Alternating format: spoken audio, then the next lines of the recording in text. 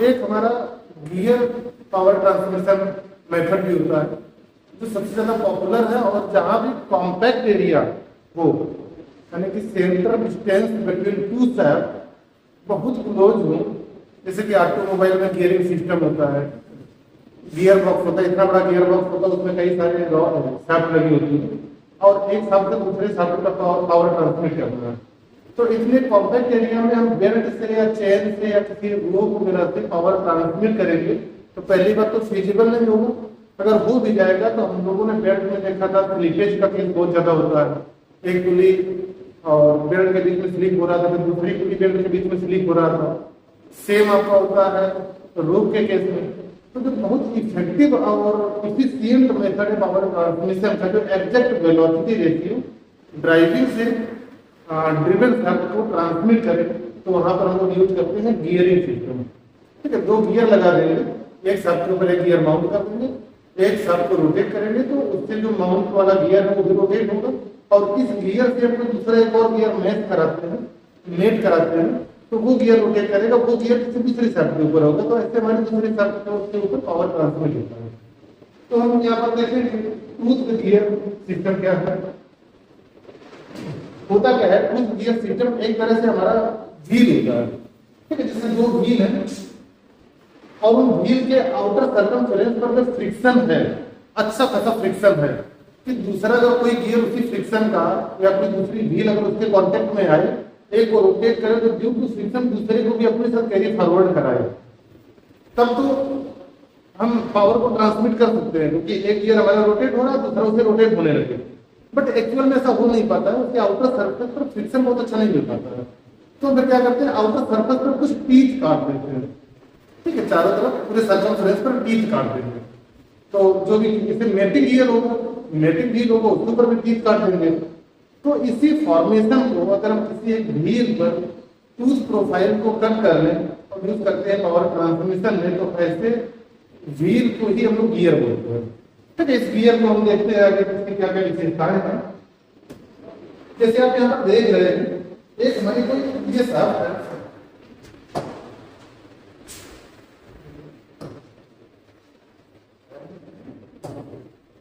एक ये मानते हैं शाफ्ट है ना, इस शाफ्ट के ऊपर एक हमारा कोई गियर लगा हुआ है, व्हील लगा है, और दूसरी शाफ्ट हम यहाँ पर एक और लगा दें, इस शाफ्ट के ऊपर एक और कोई व्हील लगा हुआ है। अब हम अगर इसको घुमाते हैं, अगर इसके सरफेस पर फ्रिक्शन अच्छा है तो इसको एक रोटेशन पर ये अपोजिट डायरेक्शन में रोटेट कर देगा।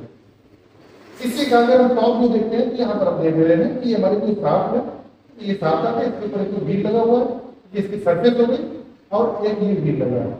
अगर हम इस व्हील को ऐसे रोटेट करते हैं तो ये ड्यू टू फ्रिक्शन ये भी इस तरीके से रोटेट होगा, यानी कि जो हमारा फोर्स होगा उधर की तरफ जाएगा नीचे, और फ्रिक्शन है सरफेस के ऊपर, तो फ्रिक्शनल फोर्स अपोजिट डायरेक्शन में लगेगा। फ्रिक्शनल फोर्स F हमारा क्या होगा, म्यू इनटू Rn, या म्यू है कोएफिशिएंट ऑफ फ्रिक्शन और Rn क्या है, नॉर्मल रिएक्शन। ठीक है, तो इस तरीके का सिस्टम है। लेकिन इस फ्रिक्शन व्हील से स्लिपेज होने के चांसेस होते हैं, तो फिर क्या करते हैं, इसी फ्रिक्शन व्हील पर ये जो आप ब्लू वाले कलर देख रहे हैं, ब्लू वाले कलर के ऊपर थोड़ा सा और एक पार्ट बना दें और एक इससे नीचे पार्ट बना दें, और हम ऐसे टूथ काटे कि यहाँ से लेके यहाँ ऐसे के, ठीक है, हम ऐसे अगर टीथ बना दें पूरे प्रोफाइल पर, पूरे सर्कमफ्रेंस पर ऐसे टीथ काटे और ऐसे दूसरे वाले गियर पर भी ऐसे टीथ काटे, तो एक टीथ 2 टीथ के बीच में इसका एक टीथ फंसेगा आपके, जब ये रोटेट करेगा तो स्लिपेज का चांस खत्म हो जाएगा। जैसा कि आपको दिखाया है, ये हमारा व्हील था, ड्राइवर है, ये फॉलोअर है, ठीक है। ये जो नीली वाली कलर लाइन देख रहे हैं, ये हमारी लाइन नहीं है, जो पहले एक नीली वाली लाइन थी, एक इसके ऊपर थोड़ा बड़ा व्हील बनाया और एक नीचे को ये लाइन खींच दी, और इन दोनों अब बाहर वाले में और अंदर वाले लाइनों के बीच में हम कोई टूथ प्रोफाइल बना रहे हैं। जैसे देखिए यहाँ पर नीले नीले टीथ बने हुए हैं और इस वाले में रेड कलर के टीथ बने हुए हैं। अब इस तरीके से जब अरेंजमेंट कर देते हैं तो ये टूथ व्हील हमारा बन जाता है गियर, ठीक है। पहले तो फ्रिक्शन व्हील था, हम फ्रिक्शन व्हील को टूथ व्हील भी कह सकते हैं, यानी फ्रिक्शन व्हील के ऊपर टूथ बने हुए हैं और उसी को गियर व्हील बोलते हैं। तो ये हमारा बन जाता है और कॉन्सेप्ट गियर का इस तरीके से आ जाता है। अगर हम सामने से इसका एलिवेशन देखते हैं तो शाफ्ट के ऊपर टीथ बने हुए, टीथ के ऊपर व्हील के ऊपर टीथ कटे हुए हैं।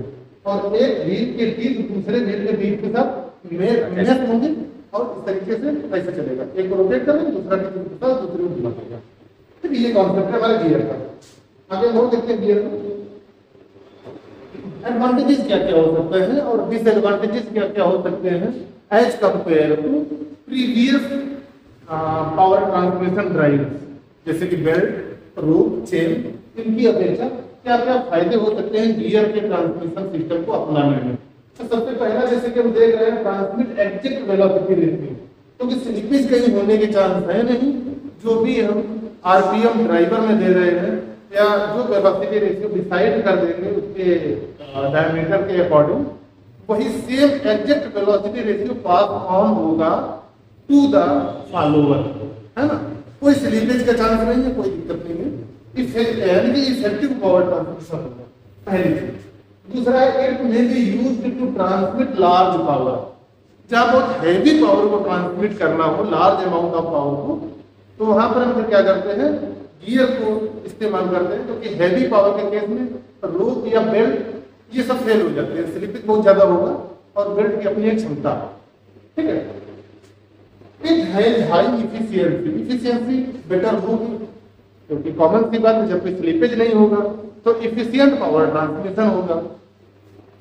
रिलायबल सर्विस होगी, जब इफिशियंसी होगी पावर की ट्रांसमिशन में, विश्वसनीयता भी उसी हिसाब की होगी।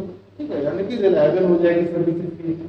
कॉम्पैक्ट लेआउट जैसा मैंने बताया कि जहाँ पर बहुत छोटी छोटी दूरी पर पावर को ट्रांसमिट करना है एक जगह से दूसरी जगह, एक शाफ्ट से दूसरी शाफ्ट पर, तो कॉम्पैक्ट यानी कि नैरो रीजन में, जैसे मैंने एग्जांपल बताया था गियर बॉक्स। ठीक है, कॉम्पैक्ट एरिया होगा, वहां पर पावर को ट्रांसमिट कर रहे होते हैं, एक कोई इंजन शाफ्ट होगी, दूसरी मशीनरी शाफ्ट होगी। ठीक है, इनके बीच यानी कॉम्पैक्ट एरिया जहाँ पर होगा, कॉम्पैक्ट लेआउट होगा, वहां पर पावर ट्रांसमिशन इस्तेमाल करेंगे गियर ड्राइव कर।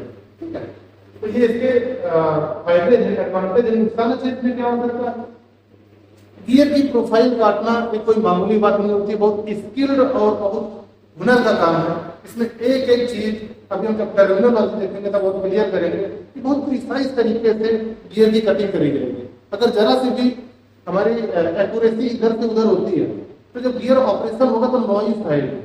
ठीक है, नॉकिंग की आवाज आएगी, जिससे कि गियर हमारा कई बार टूट भी जाता है। कभी बार सुना होगा गियर बॉक्स फट गया, क्योंकि जहां पर प्रॉपर डिजाइन नहीं होगी दो टीथ, क्योंकि एक गियर टीथ है और ये एक टीथ के बीच की जगह है, दोनों गियर अलग अलग जरूर है, लेकिन दोनों के टीथ का साइज बराबर होगा। अगर थोड़ा सा कम ज्यादा हो गया या यहाँ पर अगर थोड़ा कम हो गया तो पहली बार तो गियर फंसेगा नहीं, टीथ फंसेगा तो सकता है जाम हो।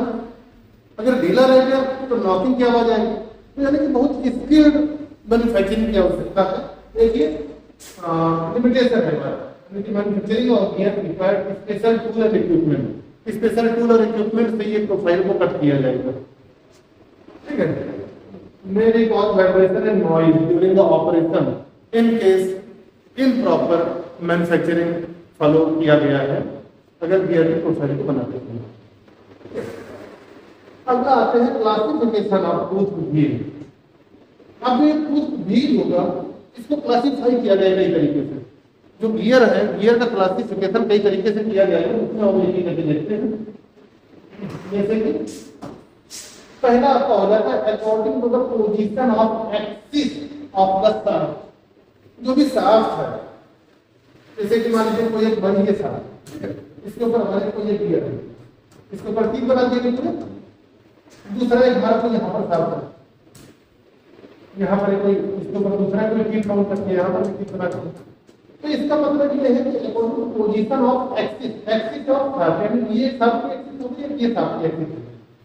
ये दोनों एक्सिस एक दूसरे के पैरेलल हो सकती हैं, दोनों साइड हो सकता है। यहाँ पर हम गियर का कुछ ऐसे का ऐसे प्रोफाइल बना देते हैं तो क्या होगा, ये वाला पूरा सरफेस मिलेगी तो ये पूरा टिल्ट हो जाएगा, है ना। ये सब ऐसे बन जाएगा, ऐसे हो जाएगा ना, ये ऐसे भी हमारा गियर बनेगा। तो ये क्या होगा, इंटरसेक्टिंग एक्सिस हो गई, ये पहले वाली पैरेलल थी। कुछ ऐसी कंडीशन बनेगी जहां पर ना इंटरसेक्टिंग होगी ना पैरेलल होगी, स्क्यू टाइप की स्पाइरल होगी। ठीक है, सरफेस से। तो position of axis of shaft के अकॉर्डिंग गियर का क्लासिफिकेशन तीन टाइप से किया गया। पहला है पैरेलल शाफ्ट पोजीशन, दूसरी इंटरसेक्टिंग पोजीशन, तीसरी नॉर इंटरसेक्टिंग नॉर पैरेलल, यानी कि ना ही इंटरसेक्ट करेंगे ना पैरेलल होंगे। तो इस तरीके से कुछ ऐसे जाके स्पाइरल शेप में। ठीक है, हम आगे ये फिगर भी देख लेते हैं। जैसे कि यहाँ पर हम लोगों ने देखा, पहला है आपका एक साथ आपका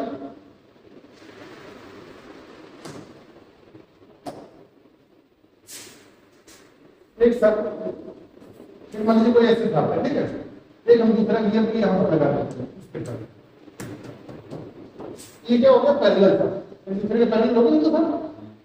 ठीक है, दूसरी आप बेवल गियर का स्टेज है। बेवल गियर में किसी एक एंगल पर, जैसे मैंने बताया था कि टूथ को हम थोड़ा सा ऐसे काटते हैं, अभी हम देख लेंगे डायग्राम में। और तीसरा आपका स्पाइरल होता है। ये हमारे पास एक जैसे कि मॉडल यहाँ पर ये गियर देखो, एक साथ ये है, इसके ऊपर टूथ में व्हील लगा यानी कि गियर लगी है, ठीक दिखाई दे रहा है। इसको पहले देख लो, पैरेलल है। ठीक है, एक को हम रोटेट करते हैं तो दूसरी की गियर रोटेट हो रहा है ऐसे, और दोनों साइड एक दूसरे के पैरेलल है, तो इसको बोलेंगे पैरेलल गियरिंग सिस्टम। और दूसरा आपका देख रहे हैं ये है, एक सब की पोजीशन ये है, एक सब की पोजीशन ये है, इंटरसेक्टिंग यानी कि बेवल।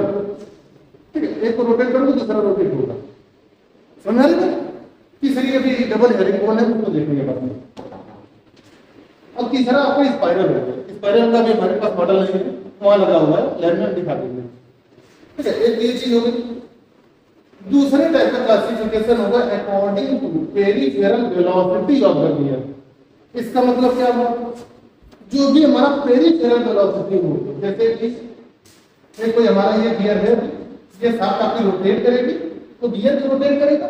अगर गियर की पेरिफेरल यानी कि यहाँ की जो वेलोसिटी होगी ओमेगा, अगर हम इसके आर से मल्टीप्लाई करते हैं तो लीनियर वेलोसिटी निकल आती है, v equal to R omega. अगर पेरिफेरल की linear velocity 3 meter per minute, हाँ 3 मीटर पर सेकेंड या इससे कम है peripheral velocity of gear during operation, अगर 3 मीटर प्रति सेकेंड या इससे कम है तो उसको बोलते हैं लो वेलोसिटी गियर। ठीक है, यानी कि लेस देन 3 मीटर। कौन ज्यादा है यहाँ पे, लो वेलोसिटी। ठीक है, दूसरा आपका होता है मीडियम वेलोसिटी सिस्टम, जहां पर होगा 3 to 15 मीटर पर सेकेंड, इसमें जाएगा मीडियम।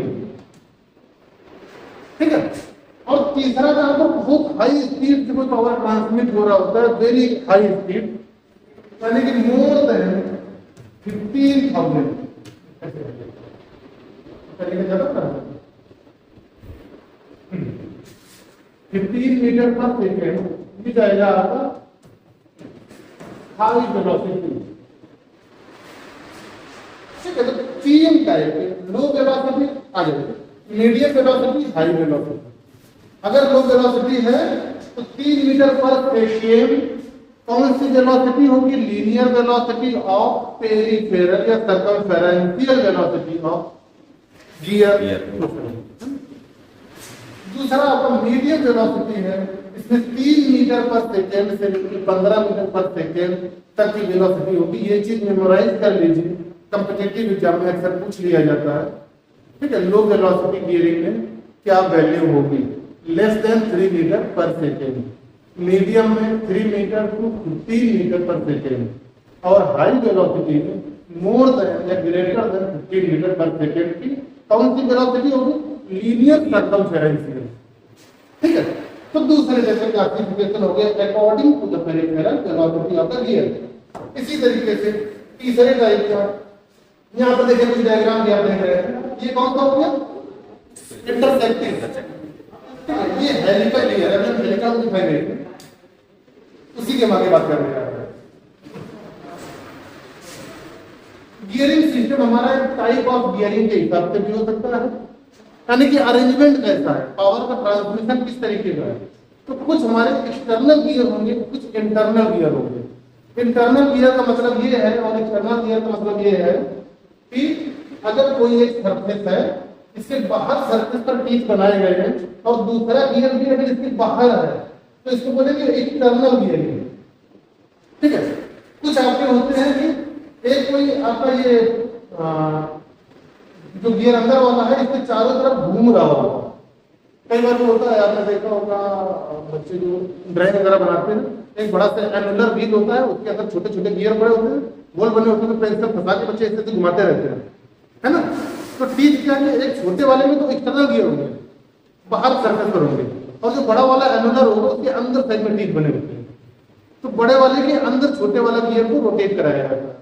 अगर इस तरीके का कहीं कोई पावर ट्रांसमिशन करने की जरूरत पड़ती है तो उसको बोलते हैं इंटरनल गियरिंग, ठीक है। कभी कभार रैक एंड पिनियन गियर होता है, यानी कि एक कोई बेल्ट टाइप का होता है, पट्टा टाइप का, ठीक है। एक यहाँ पर कोई पुली गियर लगा होगा, एक ऐसे लगा होगा, और एक कोई बेल्ट की तरह कोई पट्टा लपेट दिया जाता है, उसके अंदर साइड में टीथ बने होंगे, ठीक। यहाँ पर आप कोई पिनियन लगाएंगे, पिनियन को रोटेट करेंगे तो ये बेल्ट होगी, बेल्ट ऐसे सरकना शुरू कर देंगे। खासकर एलिवेटर्स वगैरह में आप देखते हैं, एलिवेटर्स देखिए ना, नीचे से ऊपर जाने वाला, वहां पर वही सिस्टम होता है, एक तरफ पिनियन लगा होता है, बाकी पूरी बेल्ट रखी होती है जिसके अंदर साइड में टीथ बने होते हैं। तो इस तरीके के अरेंजमेंट को बोलते हैं रैक एंड पिनियन। पिनियन हमेशा छोटा वाला गियर होता है, और रैक जो बेल्ट टाइप का होगा उसको बोलेंगे। अगर कोई इस तरीके का अरेंजमेंट है तो जो बड़ा वाला गियर होगा इसको बोलेंगे गियर, और छोटे वाले को बोलेंगे पिनियन, ठीक है। या इसको बड़े वाले को व्हील भी बोल देते हैं कई बार, व्हील एंड पिनियन। तो जहां पे व्हील की बात करें तो बड़ा वाला गियर है, पिनियन की बात करें तो छोटा वाला गियर, ठीक है। गियर एंड पिनियन अगर कहता है तो भी आप समझ लीजिए कि गियर मतलब बड़ा वाला है, पिनियन मतलब छोटा वाला। तो इस तरीके से एक अरेंजमेंट आपका हो सकता है according to the type of gearing arrangement. आगे बात करते हैं according to the position of gear.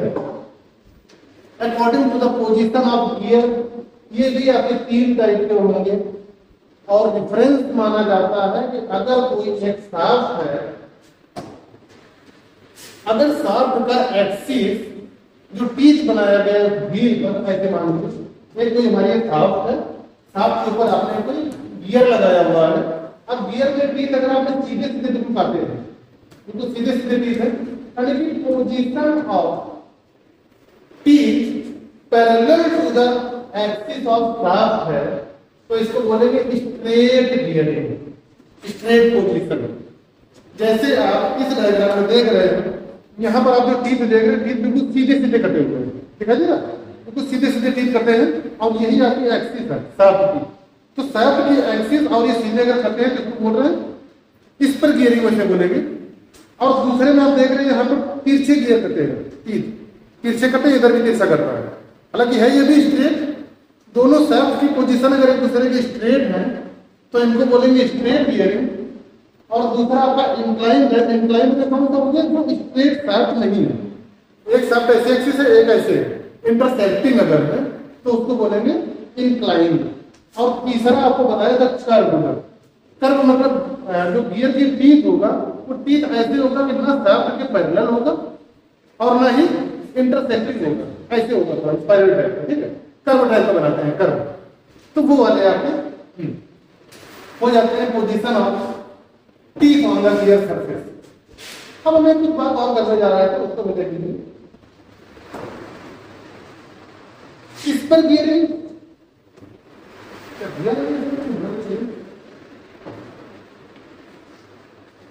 ये क्या है?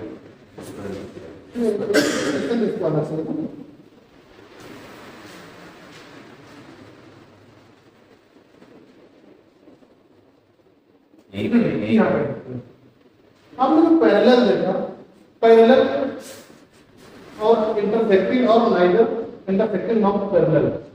लेकिन पैरेलल जो हमारा सिस्टम होगा इसमें गियर आपका इस पर भी हो सकता है और हेलिकल भी हो सकता है। हेलिकल का मतलब ये है, और इस पर में आप देख रहे हैं जैसे कि ये आपका कौन सा हो गया, ये हेलिकल हो गया। शाफ्ट आप कहते हैं टीथ थोड़ा तिरछे कटे हैं, जैसे हमें यहाँ पर दिखाया शाफ्ट हमारी सीधी है, टीथ क्या टीथ थोड़ा इधर की तरफ इंक्लाइंड है, जो मिलेगा भी वो भी उसकी भी डायरेक्शन वही होगी, यानी कि दोनों सेम नेचर की कटिंग करेंगे गियर के, ठीक है। जैसे यहाँ पर हम देख रहे हैं, ऐसे मान लीजिए कि हमारी कोई शाफ्ट है, अगर हमारा इसमें कोई गियर है और इसके अंदर बिल्कुल सीधे सीधे अगर टीथ कटे हैं, और जो मिलने वाला गियर है इसके साथ में अगर सीधे सीधे टीथ कटे हुए हैं एकदम साफ भी दे रहे, एक्सिस दोनों की पैरेलल है, और जो टीथ की प्रोफाइल है, जो टीथ की कटिंग है, वो भी साफ के पैरेलल है। तो ऐसे गियर को बोलते हैं स्पर गियर। और ऐसा गियर आप ये देख पा रहे हैं, इधर देखिए ध्यान से, दिखाई दे रहा है, बिल्कुल सीधे सीधे टीथ कट रहे हैं दोनों में, एक को घुमाएंगे दूसरा रोटेट होगा ऐसे, ठीक है, ये स्पर है। और दूसरा हेलिकल में हम देख रहे थे कि शाफ्ट पोजीशन पैरेलल हो सकती है, लेकिन जो टीथ है वो शाफ्ट के पैरेलल नहीं होगा। शाफ्ट हमारे ऐसे, लेकिन टीथ ऐसे कर रहे हैं, ऐसे देख रहे हमारा पेन है, ठीक है, टीथ के ऊपर चल रहा है, जबकि शाफ्ट ऐसे है। तो इसको बोलते हैं बेवल गियर। बेवल थोड़ा सा एफिशिएंसी इसकी बड़ी रहती है, ज्यादा होती है इस पर से। और अगर डबल बेवल बनाते हैं, यानी कि एक ये वाला जो देख रहे हैं पोजीशन, देखिए ध्यान से, ऐसे एक ही गियर है, आधी दूरी तक तो इधर की तरफ इंक्लिनेशन है और आधी तक ऐसे है, तो इसको बोलते हैं डबल हेलिकल गियर। ये भी आपका पैरेलल शाफ्ट को रोटेट कराने के काम आता है। इफिशियंसी आपको और ज्यादा चाहिए, तो यहाँ पर और अच्छी ग्रिपिंग होगी और 100% इफिशियंसी पावर ट्रांसमिशन की जाएगी इसमें डबल हेलिकल में। और डबल हेलिकल का एक दूसरा नाम भी हेरिंग बोन बेवल गियर। ध्यान रखना, बहुत पूछा जाता है ये हेरिंग बोन, ये लिखा हुआ है यहाँ पर, ये हेरिंग बोन।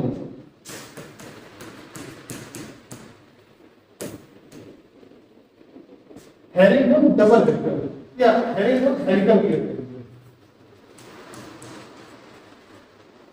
या इसी को डबल हेलिकल भी कह सकते हैं, क्योंकि आपने जैसा हेलिकल देखा वो सिंगल हेलिकल था और ये डबल हेलिकल हो गया, दोनों तरफ से। और सिंगल हेलिकल आपने देख लिया, ये वाला सिंगल हेलिकल, ये वाला आपका डबल हेलिकल है, जिसका भी आपको दिखाया था ना मॉडल। अब देख रहे हैं आधी दूरी तक इधर की तरफ इंक्लिनेशन है, आधे में इधर की तरफ इंक्लिनेशन है, ठीक है। ये आपका कौन सा हो गया, इंटरसेक्टिंग या डबल गियर को कहते हैं, ठीक है। तो ये आपका गियरिंग सिस्टम है। और जो मैंने तीसरा बताया था कि इसकी शाफ्ट की एक्सिस ना तो कहीं इंटरसेक्ट करेगी ना पैरेलल होगी। भाई यहाँ पर तो आपने देख लिया ये पैरेलल हो रही है सब, ठीक है, जितने भी हमारे इस पर गियर हेलिकल गियर थे। बेवल गियर में क्या है, जो हम आउटर सरफेस काटते हैं वो बहुत अच्छी करते हैं। यहाँ पर आप देखिए ये बेवल है, ये हमारा बिल्कुल स्ट्रेट होता है, अगर ऐसे ऐसे बीच काट रहे होते तब इस तरीके का अरेंजमेंट हो जाता। यहाँ पर आपने थोड़ा तिरछा काटा, यहाँ पे शाफ्ट को कोनिकल बना दिया गियर को, ठीक है, कोनिकल शेप बनाने के बाद टीथ काटे गए, तो अब क्या है एक दूसरे को इंटरसेक्ट कर रहा है। तो ये कौन सा हो गया आपका बेवल गियर, जैसे यहाँ पर आप देख पा रहे हैं। एक चीज और आती है जिसको बोलते हैं मीट्रिक गियर, बहुत पूछा जाता है मीट्रिक गियर क्या है। मीट्रिक गियर एक ऐसे अरेंजमेंट को बोलेंगे जैसे एक कोई हमारी ये शाफ्ट है, ठीक है, इसके ऊपर आपने कोई गियर बना रखा है, ऐसे गियर बना दिया है ना, ये रोटेट करेगा, ये भी रोटेट करेगा। दूसरा आपका ये कोई ऐसे शाफ्ट है, यहाँ पर आप ऐसे क्लिक करते हैं, बात समझ आ रही। लेकिन जितना साइज इस गियर का होगा उतना ही साइज अगर इस गियर का होगा, जितने नंबर ऑफ टीथ इस गियर में होंगे, इसको मान लीजिए ड्राइवर है, ये फॉलोअर, तो वेलोसिटी रेशियो में सेम होगा ना, जितने आरपीएम पर इसको रोटेट करें उतने आरपीएम पर वो भी होगा, क्योंकि नंबर ऑफ टीथ सेम है, साइज ऑफ टीथ सेम होता ही होता है, कंडीशन होती है ये, ठीक है, डायमीटर सेम है, तो जितना वेलोसिटी यहाँ पर आरपीएम उतने आरपीएम शाफ्ट पर होगा। दूसरी कंडीशन ये होनी चाहिए कि एक दूसरे की ठीक परपेंडिकुलर हो दोनों तार, शाफ्ट परपेंडिकुलर हो, वेलोसिटी रेशियो सेम हो, तो ऐसे सिस्टम को मीट्रिक गियर सिस्टम बोलते हैं। मीट्रिक, ध्यान रखना, ठीक है। तो ये चीज आपकी हो गई बेसिक गियर की। अब हम बात करेंगे टर्मिनोलॉजी ऑफ गियर की, तो उसको स्टॉप करें।